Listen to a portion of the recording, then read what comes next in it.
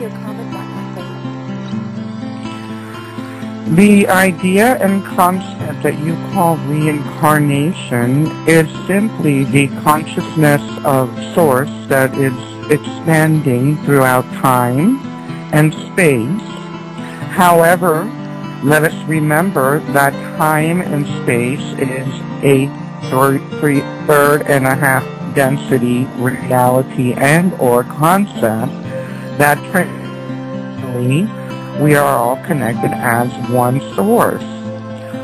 What the reincarnation process is basically a choice given to an individual being or soul, perhaps is a good term, that has chosen to experience its growth and come to Earth and or other planetary civilizations in order to return back to the nothing.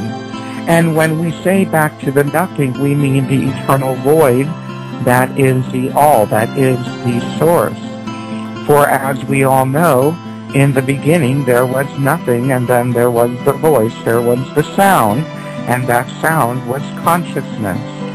And when the consciousness expanded into the universe and evolved, what happens is the consciousness became sentient, became able to observe itself.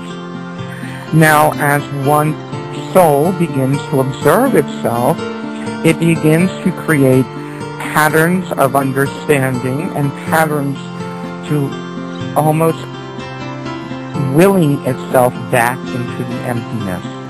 This is a very common theme within most religious beliefs, from Kabbalah to the Holy Bible to the Taoist idea of dualism. It is the fall from grace when we say the leaving the void, the leaving of the source. And it is by the choice of the soul to continue to learn throughout its operations, whether they be on Earth or on a planet, or even just non-physically as a trans-dimensional conscious entity.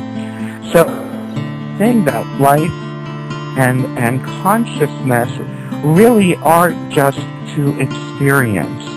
They really have absolutely no meaning except to that of the observer, which brings us directly into what you call the unified field theory in quantum physics, which explains this on a more scientific level, that we are all the one atom, but yet as a soul we give ourselves the ability to have a sentient observation of who we are and can have the experiences of duality.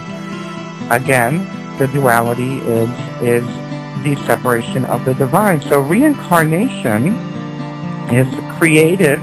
It's not necessarily created. It is a natural way and order of universal principles that allow a soul to evolve, which in a funny way evolves it back to the nothing and creates the oneness once again into the void and the source of all things. That really leads me to the next questions that I have. I think that because